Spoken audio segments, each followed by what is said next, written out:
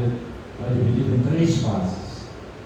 Nós só temos esse trabalho, nós chamamos de atendimento espiritual, que é o dia de hoje.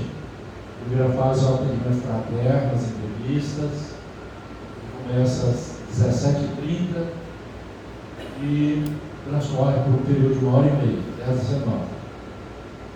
19h. Quem fez a entrevista retorna ao salão, aguarda a segunda fase do trabalho, que é a palestra que se inicia agora. Depois da palestra tem a terceira fase do trabalho de hoje, que é a terapia dos fluidos, a paz, a doação de energia, a água magnetizada, fluidificada. E, em paralelo a tudo isso, nós temos as nossas atividades mediúnicas de obsessão que transcorrem nesse mesmo horário. O de hoje, a grande maioria dos que aqui vem em busca de auxílio para as dificuldades que muitas vezes nos acometem no dia a dia da experiência carnal. Somos espíritos individuados ainda, senão nós estaríamos aqui na matéria, todos que nos encontramos temos compromissos como ontem e como hoje. É a oportunidade de redenção de nossas vidas, de nos reajustarmos com o passado, construindo um futuro venturoso e feliz. Mas as dificuldades existem, as dores, as aflições. E esta casa, as portas estão abertas para minorar essas dores, para ajudar a entendermos essas dificuldades, sabedores que nós somos os responsáveis por tudo que nos acontece. Assim, nós vamos então passar a palavra à nossa querida amiga Márcia Pini, trabalhadora pioneira do Movimento Espírita de Rondônia. Já esteve à frente da Federação Espírita de Rondônia durante muitos anos e que hoje trabalha conosco no Movimento Espírita organizado não só de Rondônia, mas pode dizer que no Brasil, que ela atua em outros estados também. Então é a nossa alegria receber a nossa amiga. Você a palavra, Márcia. Obrigada, Pedro. Minhas irmãs, meus irmãos, boa noite. Boa noite. Que Jesus nos abençoe, nos envolva na sua paz. Vamos conversar hoje sobre a parábola do semeador. Esta é uma parábola que Jesus explica e ela chama a nossa atenção para a forma pela qual nós recebemos os conhecimentos que nos são trazidos em forma de revelação, em forma de acesso mesmo ao conhecimento científico. Quais são as consequências morais do nosso crescimento intelectual, vamos dizer assim? Essa parábola, ela fala sobre isso, sobre como a semente cai no nosso solo. Porque os nossos movimentos, a partir de então, eles vão indicar em que nível de consciência nós recebemos aquele conhecimento que nos chegou. Em o Evangelho segundo o Espiritismo, essa parábola ela está colocada no capítulo Sede Perfeitos. O Sede Perfeitos, ele começa com uma sugestão de Jesus: amai os vossos inimigos. No Evangelho, nós vamos encontrar também essa mesma sugestão no outro capítulo, quando Allan Kardec faz uma separação: amai os vossos inimigos. Então, essa convocação de Jesus para amarmos os nossos inimigos, ela está em dois momentos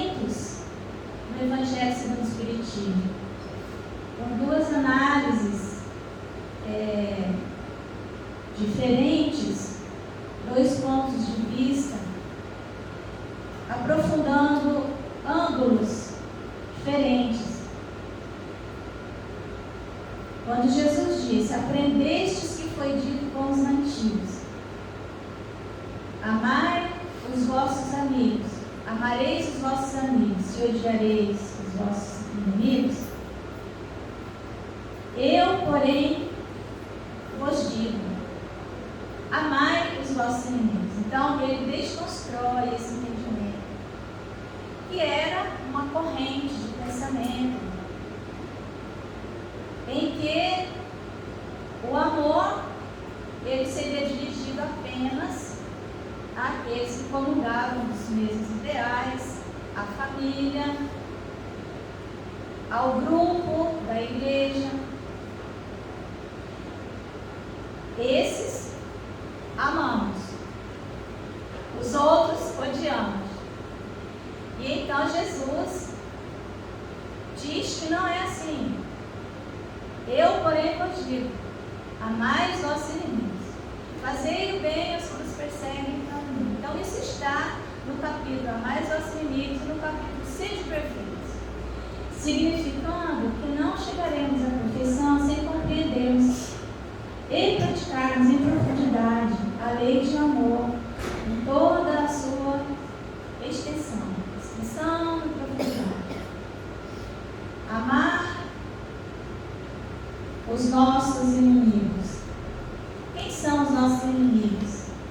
Quando falamos em inimigos, normalmente já pensamos em alguém que nos fez um grande mal, alguém que entrou na nossa casa, destruiu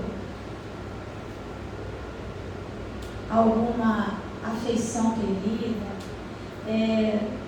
trouxe tormentos muito graves. Evidentemente que esse é um inimigo, sim, porém ele é visível, ele é muito visível, é muito fácil de o enxergarmos e até de realizarmos movimentos na direção de superarmos aquele acontecimento doloroso, porque está muito evidenciado. Alguém que causa um acidente para nós, alguém que nos calunia de forma pública, enfim. Acontece que nas nossas rotinas aparece aquele que nós tratamos como um inimigo sem nos darmos conta disso, porque estamos recepcionando essa pessoa no nível de consciência muito baixo. E então passamos, às vezes, uma encarnação inteira numa faixa vibratória em que todas as vezes que se nos deparamos com alguém que de alguma forma tenha um pensamento diferente do nosso, alguém que coloque em prova a nossa paciência, a nossa tolerância, nós rejeitamos imediatamente essa pessoa, passamos a odiá-la sem nos darmos conta disso, afastamos essa pessoa da nossa convivência, da convivência da igreja, às vezes. Quantos companheiros de ideal nós já fizemos questão de passar ao largo deles? Já paramos para pensar? Não, eu não gosto muito de fulano, eu prefiro trabalhar em equipe com outra pessoa. Então, é muito sutil. E nós não colocamos a nossa atenção, nós não percebemos que estamos repetindo padrões de talvez séculos atrás. Não há muita diferença em odiarmos alguém que nos fez um grande mal e tratarmos de uma forma desrespeitosa, deseducada, um companheiro que chega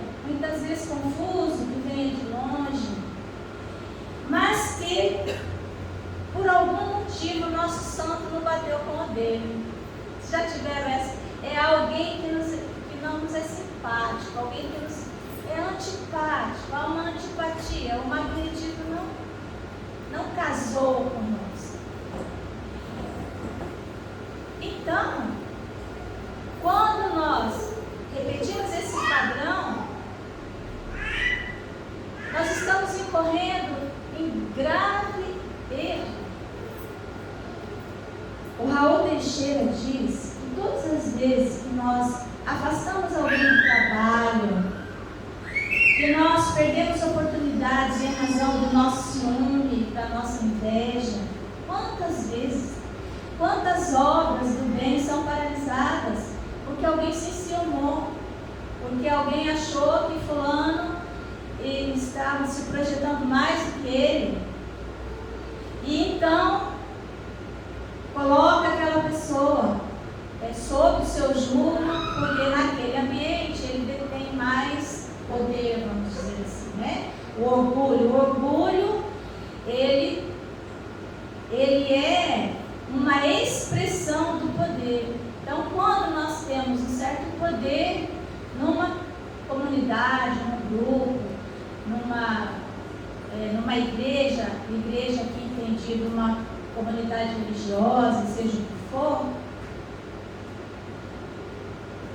e usamos esse poder sem ser para atender à vontade do nosso Pai, estamos cometendo um crime de lesa à verdade. Podemos achar que não, que isso é algo muito Gina, eu só não me dou bem com aquela pessoa, eu quero a distância dela, ela trouxe algo para nós, trouxe um projeto, mas eu acho que isso não vai dar certo, e coloca de lado, sem pensar que talvez Deus quisesse que nós trabalhássemos sim ao lado daquela pessoa, porque ninguém cruza o nosso caminho por acaso. Então, a parábola do semeador, ela fala desses níveis de consciência. Jesus está na barca, a população se acerca dele, ele conta essa história. Um semeador saiu a semear. Aquele que semeia saiu a semear. Quem é aquele que semeia? É aquele que traz algo diferente, que traz algo novo, não é? Muitas vezes esse que traz algo novo é rechaçado, porque nós temos reações naturais às mudanças. Então aquele que semeia, ele trouxe alguma coisa, ele nos abriu algumas portas, mas nós estamos adaptados às nossas rotinas e não desejamos mudá-las. Mas esse semeador também pode ser um grande líder, não importa, é alguém que traz uma semente. E semeando, uma parte da semente caiu ao longo do caminho, e os pássaros do céu vieram e a comeram. Outra parte caiu em lugares pedregosos, onde não havia muita terra. As sementes logo brotaram, porque carecia de profundidade a terra onde haviam caído. Outra parte caiu entre espinheiros, e estes crescendo as abafaram. Outra finalmente caiu em terra boa e produziu frutos, dando algumas sementes 100 por 1, outras 60 e outras 30. Ouça quem tem ouvidos de ouvir. Mateus 13, 1 a 9. Aí Jesus explica: escutai, pois, ouça quem tem ouvidos de ouvir. Quem está aberto para o entendimento. Essa frase, ela fica muito bem na boca de Jesus, não na nossa, viu? Existem muitas falas do Cristo que às vezes até para nós diminuirmos alguém, nós usamos falamos algo que achamos que aquilo é o correto, fala, ouça quem tiver ouvidos de ouvir, veja quem tiver olhos de ver, né? Mas isso é preciso muita autoridade moral para falar isso. Então Jesus diz assim: escutai, pois, vós outros, a parábola do semeador. Quem quer que escuta a palavra do reino não lhe dá atenção, vem o espírito maligno e tira o que lhe for semeado no coração. Esse é o que recebeu a semente ao longo do caminho. Aquele que recebe a semente em meio das pedras é o que escuta a palavra e que a recebe com alegria no primeiro momento. Mas não tendo nele raízes, dura apenas algum tempo, sobrevindo reveses e perseguições por causa da palavra, tira ele daí motivo de escândalo e de queda. Aquele que recebe a semente entre espinheiros é o que ouve a palavra, mas em quem logo os cuidados deste século e as ilusões das riquezas abafam aquela palavra e a tornam infrutífera. Aquele, porém, que recebe a semente em boa terra é o que escuta a palavra, ele presta atenção e em quem ela produz frutos, dando 100 ou 60 ou 30 por ano. Então o problema aqui não é da semente, o problema é do solo. Não é do semeador, é de quem está sendo semeado. Porque aquele que recebe a semente, ele tem um dever. Aliás, nesse capítulo, Sede Perfeitos, o próximo item é o dever. A partir do momento em que recebemos uma instrução, a vida considera aula dada. É aula dada. Não frutificou, mas nós responderemos como se tivéssemos aptos a realizar, porque não estamos aptos porque estávamos ensurdecidos, mas estávamos ensurdecidos por questões. Um amigo meu uma vez me disse assim: Márcia, esse espiritismo aí, eu sei que parece que é uma coisa boa, mas eu não quero aprender isso não, porque a sua vida é horrível. Eu disse que a minha vida é horrível.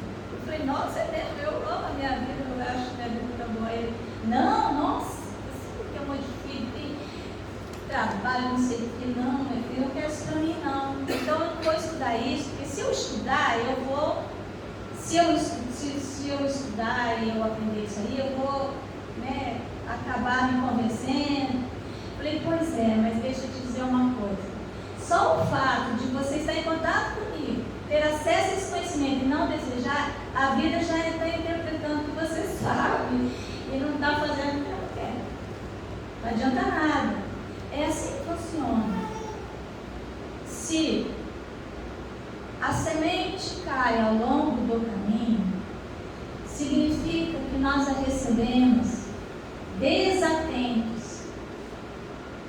Estávamos à toa na vida, não é? Ouvindo a banda passar, e veio a semente, veio aquele momento, veio a oportunidade, ela chegou. Alguém tentou chamar a nossa atenção, mas nós estávamos à toa na vida, nós estávamos distraídos. Porque muitos de nós supomos que nós reencarnamos para ficar de férias na Terra, né? Nunca está bom. Acabou de chegar de uma viagem, já está planejando a próxima. Eu digo que, e Jesus, no final do ano, dezembro, janeiro, a coisa mais difícil é achar alguém para fazer uma oração no centro espírita. Todo planejando. Não tem Jesus, não estou inventando. Então, é porque nós precisamos nos distrair, nós precisamos. Será que é isso mesmo? Se numa dessas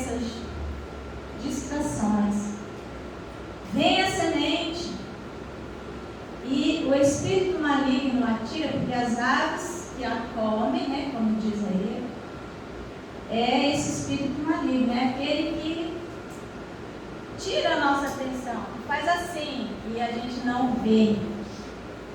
Então, esse nível de consciência chama-se consciência de sono.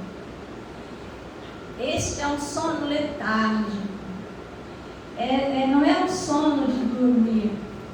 É um estado de letargia em que não nos apercebemos, em que não nos damos conta da oportunidade que está batendo a nossa porta, porque as oportunidades elas chegam das mais variadas formas, às vezes pela boca de uma criança, às vezes uma pessoa que chegou de longe, que vem, que fala alguma coisa, porque lá na minha terra é assim, é assado, mas a terra, o que de bom pode vir da Galileia, né? Não é assim? Às vezes nós aqui de Rondônia saímos por aí, né, Pedro? Você é de Rondônia? Sou. Por que lá? Pois é, lá tem gente igualzinho tem aqui, né? Tal. E o que é o espiritismo? Não, o espiritismo é igual, porque o espiritismo só tem um, né? Então é igual. O movimento espírita, né? Tem um tal de Pedro lá, né? A gente fica contando, mas estou dando um exemplo, assim como outros que chegam também na nossa casa, e talvez nós não tenhamos olhos para fazer o acolhimento adequado dos trabalhadores que chegam de longe, às vezes cansados. Então, desatentos é quando ela chega e nós estamos abrindo caminho, estamos andando por aí, sem planejamento, sem nos levantarmos de manhã, definirmos como vai ser o nosso dia, nossa oração, o que é que nós vamos fazer, porque às vezes a vida nos pega, né? Como aconteceu nesses 2 anos aí, nós somos surpreendidos. Nós somos surpreendidos por uma situação caótica. No entanto, nem todos pereceram, alguns permaneceram firmes, nem todos abandonaram seus postos, nem todos os postos foram abandonados. Muitos trabalhadores de Jesus desapareceram e provavelmente não voltarão mais. Eu digo assim,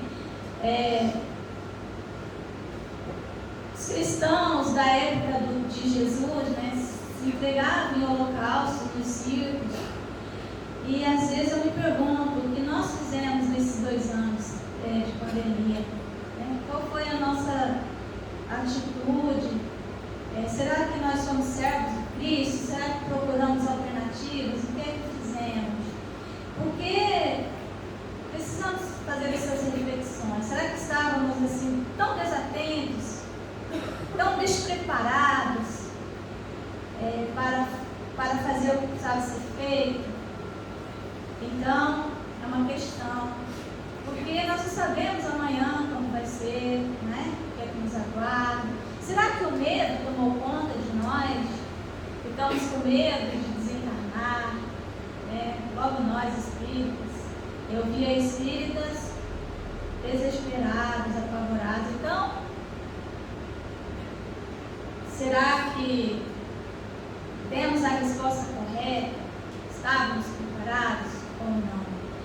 Então, essa consciência de sono é aquela da pessoa que ela está, por exemplo, fazendo um arroz em casa, ela já fez tantas vezes aquele arroz, que ela faz mecanicamente, sem prestar atenção naquilo que ela está fazendo, sem se envolver. É algo mecânico, ela vai mexendo, e termina aquele processo sem se dar conta do que ela fez, ela não vivenciou aquilo. É como se aquilo não tivesse existido para ela. Então, é uma ação que não vai contar, porque ela não conseguiu ciclar a sua energia, não conseguiu transferir para aquele processo tudo o que ela poderia. Todas as vezes que estamos fazendo algo de forma mecânica, sem colocar a nossa atenção, é porque estamos distraídos, desatentos. E nesse momento o espírito maligno toma conta de nós. Não conseguimos reconhecer, às vezes, que aquela semente que está chegando é uma semente boa. E precisamos olhar para ela, cuidar dela, deixá-la germinar. A outra caiu num solo pedregoso. O que Jesus fala do solo pedregoso, né? Aquele que recebe a semente em meio das pedras é o que escuta a palavra, que a recebe com alegria no primeiro momento, mas não tendo nele raízes, dura apenas algum tempo. Então, ele não está desatento, tão desatento. Então, ele está numa consciência, não é uma consciência de sono total. Dona Joana de Ângeles diz que é como quando nós estamos se acordando, ainda estamos cheios de sonhos. Então vem aquela palavra, nós nos empolgamos, gostamos daquele projeto, achamos ele ótimo, não, bom, olha, nos entusiasmamos, entusiasmar em Deus, colocamos Deus dentro, ficamos completamente apaixonados por aquelas ideias, enfim, seja o que for, mas nós ainda adormecemos muito facilmente. Não há, o nosso coração ainda é muito endurecido, muita pedra, e quando vem os reveses, nós não damos conta. Não tendo nele raízes, dura apenas algum tempo, sobrevindo reveses e perseguições. Na hora que chega o momento do testemunho, nós nos escondemos, porque não estamos preparados. O nosso coração se endureceu ao longo do tempo. Não permitimos que o amor fizesse morada. Nós fomos nessa rotina de permitir que o ciúme tome conta, que a inveja determine qual vai ser a nossa reação. Quando não somos honestos o suficiente para admitir a autoridade intelectual e moral do outro, quantas vezes não admitimos que a outra pessoa naquele assunto, ela está melhor preparada. Então, isso vai, ao longo de décadas, endurecendo o nosso coração. Por isso que nós precisamos prestar atenção, não é nos acontecimentos graves da nossa vida. Não é aquele inimigo que chega e arrebenta a porta da nossa casa. Não é esse. É aquela pessoa que está ali, ou que chegou, que de alguma maneira mexeu conosco, que nós então afastamos. Então nós afastamos um, afastamos dois, e vamos afastando. E quando então chega o momento em que precisamos testemunhar algo, precisamos estar fortalecidos, ter fibra moral para assumirmos os compromissos que então a vida nos traz, nós está tão endurecido no nosso coração que não é possível que a semente germine, que ela crie raízes, porque estaremos sempre preocupados com a nossa posição, com os preconceitos do mundo. Nós ainda vivemos padrões medievais, nos submetemos a noções de relacionamento humano que nem na Idade Média acontecia, e nós ainda, para atender a sociedade, para atender isso, atender aquilo, atender demandas às vezes internas de pessoas que convivem conosco, nós simplesmente dizemos não para o Cristo. Dizemos não para o Cristo. Porque o coração está endurecido, nós não conseguimos superar a nós mesmos. Mas ele não está endurecido porque ele ainda é um diamante bruto. Não, ele está endurecido porque nós deixamos endurecer. Então a nossa responsabilidade é muito grande.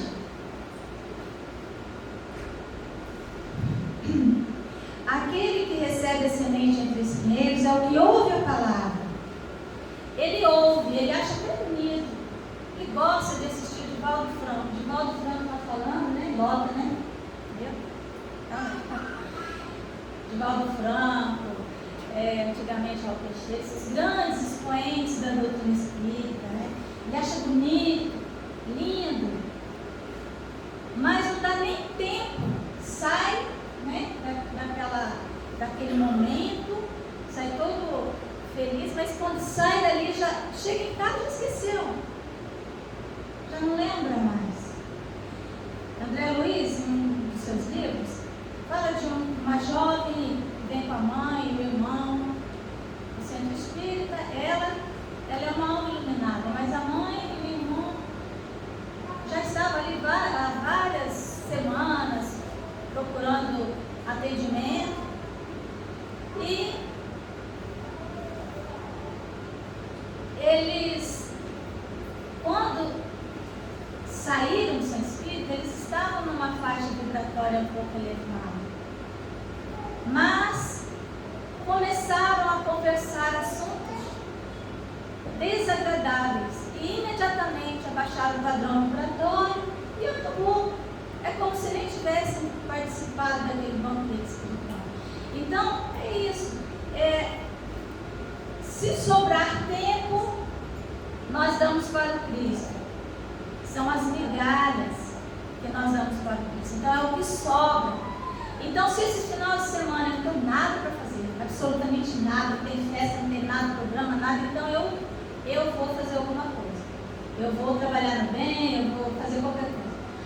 Mas assim que alguém me convida, eu posso às vezes no meio de uma atividade, eu sou lá, então, é aquele que os cuidados do mundo, o dinheiro, a riqueza, a posição social, os amigos, não quer que os amigos se aborreçam, aqueles amigos de tanto tempo e tal, estão dizendo, aquela pessoa que está muito carola, sai sem espírito, enfim, né?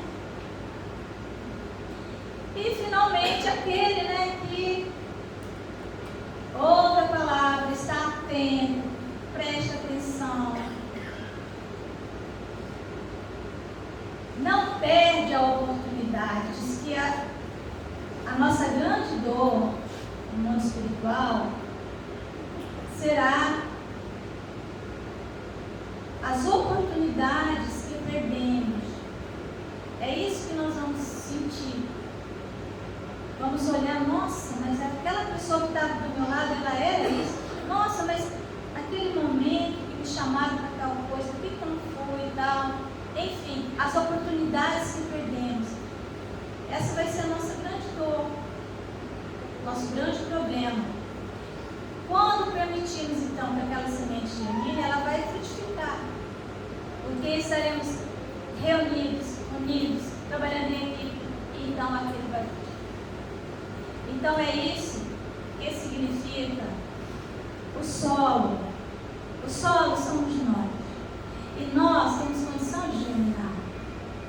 Muito mais do que fazemos. A maioria de nós, eu me incluo, claro, trabalhamos a meio máximo das nossas capacidades. A Ângela Maria Laça Labatá, ela diz assim, temos que nos tornar aquilo que já somos. Temos que nos tornar o que somos. Então, finalizando essa parábola, quando eu estava na mocidade espírita, nós cantávamos essa parábola. E eu vou cantar para vocês, se eu deixar. Um dia o Senhor